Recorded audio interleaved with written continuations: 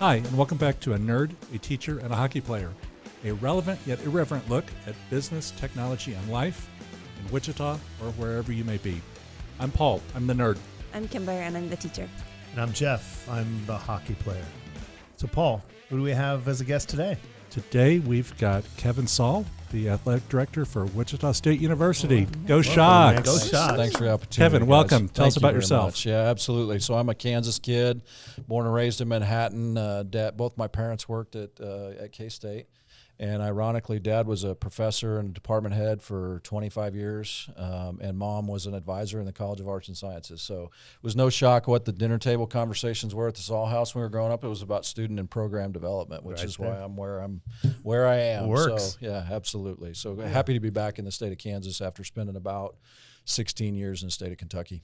Well, thanks for everything you do for WSU. Go Sharks! Absolutely. Thanks for wearing the gear, guys. It looks awesome. So we invited you out here today because we're going to kind of talk about, lessons that we as business people can learn from sports and athletics. And who better to have to come teach us about that than somebody that's involved in it in all different kinds of levels, both from the student athlete side and the program development side, and to be candid, the business side. Absolutely. Yeah, absolutely. I would tell you that the evolution of athletics over the last quarter century has gone very much from a student development, program development focus to significant business focus. The financial pressures on college athletic departments in these times require that you be really savvy from a business perspective and a revenue generation perspective. And so sometimes that pulls your attention away from the beauty of the business is growing young people. And but today's day and age, we've got to do a really good job on the revenue side because that directly relates to your ability to be competitive in your league. So critically important for us, and I'm sure we can walk through all those elements, but I will tell you that, Wichita State is a unique place. We have 50% of our student athletes are first-generation college students. That's amazing. And so when I think about it, I was a student athlete, and I think about the 270 people that we have in our program, and half of those are probably not in our program without the athletic aid that comes with that. And so college athletics is about 500,000 in Division I student athletes throughout the country, and it's the largest grants and aid program next to the GI Bill. So it still exists while our attention is being diverted into all these other areas of the present day. It still exists to get young people degrees that wouldn't otherwise be able to get degrees. So it truly is a life-changing opportunity. It really is. So that's why I'm in it from a development standpoint. The resources are obviously important because we've got to align championship-level resources with championship expectations to give them what they need to win championships. But at the end of the day, for me, I think we're building leaders of character, competence, and consequence, not just for the 4 years or 2 years that they're with us, but for the next 40 years of their lives. So before, I guess when we were in the locker room getting ready to stay with our theme, you and Jeff were having some conversation about NIL and how that's changed, the business of sports or, college athletics. So Jeff, you want to kind of tee things up how we were getting started there? Really just wanting to know, how NIL has changed how you operate. And has it become now more of a business? I think very much so, and if you let it go too far the transactional way, I guess I'll deal in a kind of a spectrum of transactional versus relational, and if you let it get too transactional, well, you miss the cultural pieces in the locker room, because at the end of the day, what coaching has always been about is bringing a collection of young people into a locker room and working collectively towards a collectively established objective or goal, which is typically to win championships. There might be an academic component to it or a community service component to it. But the NIL has a tendency to pull you away from that, right? And we can get into I was a psychology major, followed in my dad's footsteps. We can get into the psychology of intrinsic versus extrinsic motivation.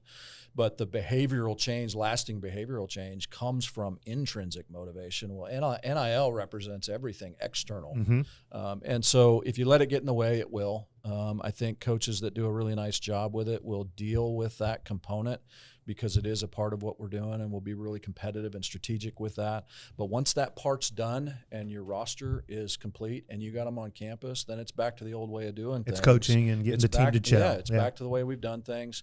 The only difference is that you've got to condense student development and program development into a shorter time period now, because you might have a young person for a year, you might have them for 3 years, but it could be, you take a basketball team. Our new roster will be on campus June 1, and then you're going to start competing November 1. So you've got just a really short period of time to integrate all the technical, tactical, strategic, cultural, all those things to have a successful season. Whereas in the past, you might have juniors and seniors that have been in the program for 2 or 3 years that know all those things. And so continuity is very important, and I'm sure we'll dive into the great news that we got this week, that we've got some continuity with 3 players coming back. Oh, that's great to hear. Our top targets to come back, and so we're really excited about that. So they're staying out of the portal. Yeah, so we've got TJ Williams, Wichita Heights kid, local Wichita kid, which is always great to build a program around a local kid. Local kid, yeah. I should say young man. Then we've got Will Berg, the 7'2" Swede. They nickname him Ice in the locker room because he's from Sweden. And then we've got Dylan Batee coming back, and Dylan Batee's probably one of the most improved players. Was you could make an argument was outside the top 6 when we started the season. Then he was a very integral part of what we were doing. So he did a really, really nice job. All 3 of those guys here in the last couple of days announced that they're going to come back to Wichita State. The transfer portal opens on April 7th. And so what I think is a testament to our staff, our program, and most importantly to Wichita and Shocker Nation is they're not even going to explore the portal. They love what they have here and the culture that's being built here enough that they're not going to go into the portal. And that bucks the trend for what's going on in athletics. Right. We talked about prior to the show that the circle around these players are encouraging them to go in and focus on that transactional, extrinsic elements of our business. But these guys clearly understand they're developing, they're getting better. They know the role that they're going to play on this team, and they love playing for Wichita. They have verbalized that. Their play personifies that, and that's what Wichita wants. I've been here 4 years, right? And there's a lot of talk about the transfer portal, and we don't like this, and we don't like that. I don't care for it either. But at the end of the day, it's the scenario we're in. And Wichita longs for people that want to be here and represent them. And those 3 players made a really loud statement earlier this week. That's awesome. Well, I think I think the business learning there is, it's not always about, for employees, it's not always about the salary. I mean, that's what you can equate the NIL side of it to is culture. Is it about salary, and am I purely transactional from a salary perspective? Am I going to jump to go to another employer for another $10,000, or am I putting value in the culture, the organization, my potential for development and an upward movement in this organization, as opposed to the short-term 10 or 20 grand I'm going to get from organization B? I think it's it's a great point, and I think we talk about short money versus long money in sports as well. And I can give you countless examples of young people that have either left for greater dollars on the short term and then sacrificed those dollars in the long term because they didn't get the playing time. But the way this works is that you will go into the portal and you basically forfeit your scholarship and everything at the institution that you're currently with, right? And you go into the portal, you don't have anything unless you've done the back channel, under the table conversations. There are 200 or 300 basketball young men that when the portal closes on April 21st will not have a place to go, and they will have given up their opportunity at the other place. So it's like we got to get these 18 to 22-year-old young people who don't have fully developed prefrontal cortexes until you're 26 years old to reason and understand that, boy, when you know what you have in terms of playing time, your role in a team, the culture in a locker room, your relationship with a coach, how much is it worth, throwing that away for something different over here? And oftentimes you'll see that playing the short money game doesn't necessarily help you out. I give you one example. Coach Mills had a 2-time All-American at Oral Roberts by the name of Max Asmith. And Max went through 2 recruiting cycles in the NIL era, and Max had $25,000 at Oral Roberts. Okay, no disrespect to Oral Roberts, but the relationship and the development, all the values that the kids ultimately see value in these things. Those things were so good there. He was able to retain him through 2 recruiting cycles on $25,000 when he was getting overtures for significant 6 figures because he saw the long money, the long gain and the long benefit. So I think that is an important lesson. Neat. Wow. So what's your You said the portal opens when? April 7th. April 7th. Yep. So that's, we're just around the corner from that. What's life like for you when the portal opens? Making sure our coaches have what they need. So, we start talking about our fiscal year 27, which we're on a July 1 to June 30 fiscal year. So when we say FY 27, that's July 1 of 26 through June 30 of 27. We start those conversations back in December and January, and we've got to make sure that we're giving our coaches what I call a fighting fund for recruitment and retention. And the way that Coach Mills and I are very much aligned, and Coach Green and our other coaches that participate in that those dollars are better spent on the retention side, right? Because on the recruitment side, it's a little bit more transactional. On the retention side, you can reward for good performance, work ethic, and all those sort of things. And so we focus on retention, which is why we're so excited about those 3 guys. But just making sure that they've got the fighting fund to be able to do that, and being there to listen as they walk through stories and counsel, because there's a lot of misinformation in that space. Agents are driving up dollars by saying we've got offers here, here, here, right. here. You got to cut through the noise. You might have a family unit or an AAU coach or whoever's in that inner circle, the uncle, which by the way, the uncle is undefeated almost always. It's the uncle undefeated. Sure. You've got to filter the noise for the kids and make sure that they understand where they sit and how they're being evaluated and what that looks like. So we want to make sure that we're resourcing that the right way, and through our people, our talent, our time, and our treasure. And it's a short window of time, And I do think, there's a lot of folks that write off relationships with the student athletes because they may only be here for 9 months or a year. I actually think we have to double down. So I'm at practices as much as I can be. I travel to 99.9% of the games. I think the relationships matter, that those kids see that you're working for them and that you're trying to support the program. That's part of the culture. culture. First-class way, so that they understand what they have. Yeah. Cool. I could go. Jump in, because if you guys let me go, I'll take this guy's time the whole time. So, well, Kimber wants to talk about the cursing pig. Oh, yeah. So we swear a lot.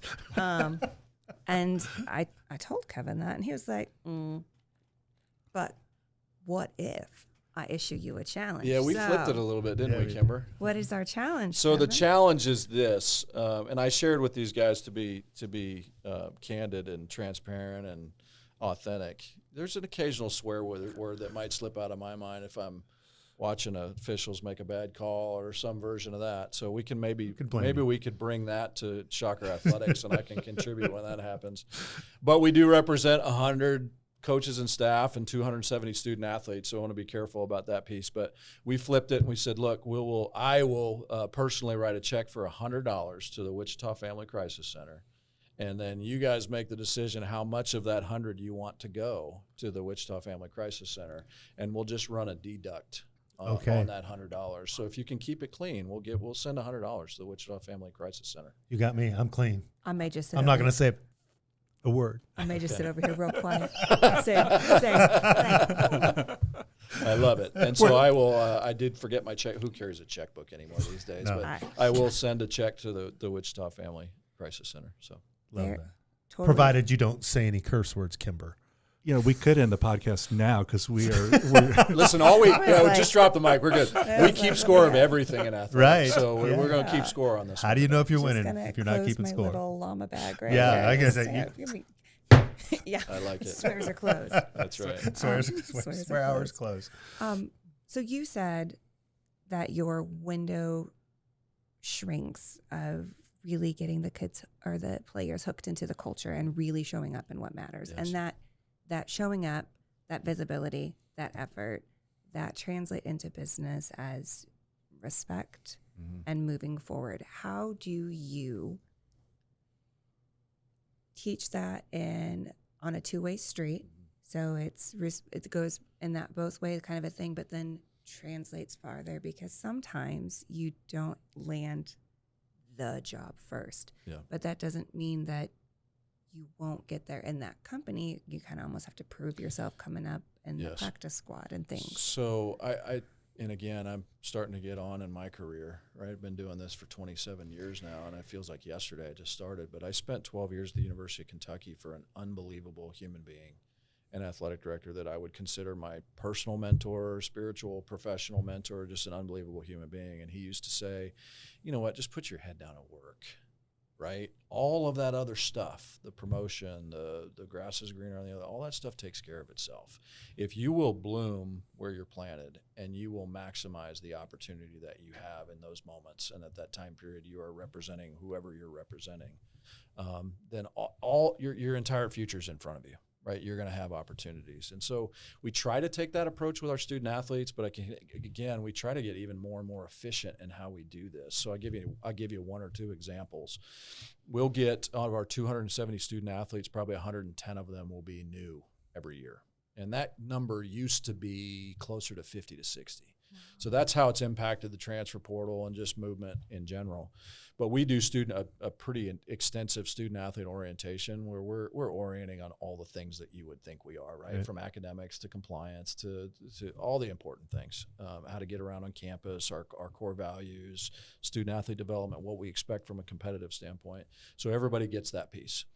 Our new student athletes get a little bit more involved piece when they first get here, but I'm really excited because every athletics department has what's called a faculty athletics rep, and so they're basically your liaison if you're having issues with kid might miss classes because of a competition or some version of that, then they'll liaise with athletics. Well, we've been working really closely with Dr. Clay Stolt, our faculty athletics rep, and he's created a new student athlete seminar. And he's the instructor of record, and it's actually a 3-hour course, right? So it meets Monday, Wednesday, Friday for an hour and a half each, or an hour and a half each day.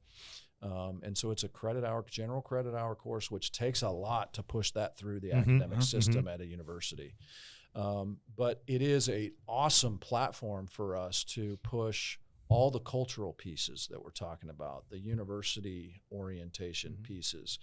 You know, the NCAA Transformation Committee and the D1 Project, they have all of these requirements and obligations for educating student athletes for financial, fiscal responsibility. So is that a required course for all student athletes? So we will put all of our student athletes in that. So when they start at Wichita State, whether they're a freshman or a sophomore transfer, they will start in that course. And so it gives us an opportunity. They get to think about all the benefits. It's like this blank canvas every semester. You're going to keep some things. You're probably going to insert some new things. But as we look at our success academically, competitively, service-wise, if we see that there are deficiencies through all of our survey programs that we have with our coaches and student athletes, we can attack that in that particular session when they first get here. So those are a couple of examples about how we're trying to be more efficient and adaptable to creating these leaders of character, competence, and consequence that we talk about. And at the end of the day, we firmly believe that good people make good players. And you got to have good people in the locker room to be able to win championships and sustain it. And there's life lessons there that they can learn also, because statistically, I'm assuming the large majority of your student athletes don't go pro in their sport of choice. They go pro in maybe our sport of choice. So as you cultivate good leaders and good human beings, downstream, we're the beneficiary of that also. Yeah, absolutely. A couple points to make on that. I think the last stats that I saw, it was something like 3% of all high school athletes end up competing as a Division I student athlete, and less than 1% of the Division I student athletes end up competing in their sport professionally. So, I mean, you just do the math. Yeah. So you basically have 3 student athletes. It's like unbelievable. Yeah. Wow. And so, but getting an 18 to 22-year-old young person to see that is a whole nother conversation. Because they think they come out of high school and they've had we were invincible at that age, absolutely. Right? We were going to do anything. That's We're the take best the world damn football player Mulvane High ever saw. That's right. Until I got here. That's a We're structure not that swearing, that's a Jeff. structure that stops water. Oh, well, damn isn't really. Yeah, no, he used the N. I heard him pronounce the N. We're Okay. good. Yeah, no, we're good. We're good. But so I think getting them to understand that is really, the N is silent, by the way, is really important. But again, you get to this development piece, and we talk about this specific development because at the end of the day, I think we're developing people. Correct. And the benefit of this is that we get to compete in sports and use that as a platform to develop people. No different than the business world, right? So we talk specifically about developing student athletes in this priority order. As students first, right? We're here to get you degrees because the degree connects you to everything you want to do after your time. We develop you as students, persons, players, and that's typically where an AD is going to stop, right? How many hundreds of ADs have you heard say, we're going to do it in the classroom, we're going to do it in the community, and we're going to do it in competition? Everybody says that, right? Well, I would say student, person, player, and then I'd put a line under that to say that at the end of the day, we're here to give them jobs as well, right? So you can look at the whole applied learning program at Wichita State, which is a phenomenal deal. We've got 10,000 applied learning opportunities on campus, and all those students are earning somewhere in the range of $28 to $30 million. So like we need to connect these kids to jobs. So student, person, player is really, really important. We need them to understand that person is above player, but we need them to understand that the student is the highest priority. Right. And I'd love to talk about the academic success and what we think contributes to that, particularly as we have 50% first-generation college students. But I think that piece is important for them to know on the front end. This is why we're here. Yeah. Student, person, player, ultimately professional, and we're preparing you for the next 40 years of your life. And the other point that I would make is that so often that I'll run into a former student athlete from someplace, or I'll run into an employer and talk about some of their best employees, and very often they are student athletes because of all the lessons that they learn about the team dynamic and the relationships and the competition and the leadership and the credibility and how you earn and spend credibility as a currency and all those things. Right. I can absolutely see that, the camaraderie that comes with it. Yeah. How many times have you been asked about a football team? I just got a million. Yeah. You're not going to hear that today. I'm not going to ask you about that. What I'd like to know is when hockey is going to come to WSU. We can get into it if you want to get into it. So football was suspended indefinitely in 1986, and so what is that? 40? It's 40 years. 40 years. Yep. Well, in today's day and age, 40 years might as well be 400 years in terms of developing a football program. So beyond the finances, which I can walk you through, they're untenable. But you have 40 years of missed opportunity in building a program and a brand and all those things. So the finances are pretty simple. If you were to have a football team at Wichita State, it wouldn't be at University Stadium. You'd have to have something a whole lot more substantial than that, and you would need a football training center, right? So all of your offensive and defensive, special team meeting rooms, your weight room, your nutrition, your coaches' offices, all those pieces, right? Spent 12 years at the University of Kentucky. We renovated a football stadium, and we built a football training center. Those two in combination will be about $250 million just to start. Just to start the facility piece. And then you have to talk about an operating budget for football. Of course. In the American, you're going to be somewhere in that $15 to $16 million range. We're a $32 million budget now, so there's half your budget. You got to come up with $250 up front one time, come up with 50% of your budget, reoccurring annually, okay? And then most people think that's where you're done. Wait, we forgot about staff. Oh, yeah. Right? So not just football coaches, because they're going to be lumped in that $15 million, but how about athletic trainers, academic support personnel?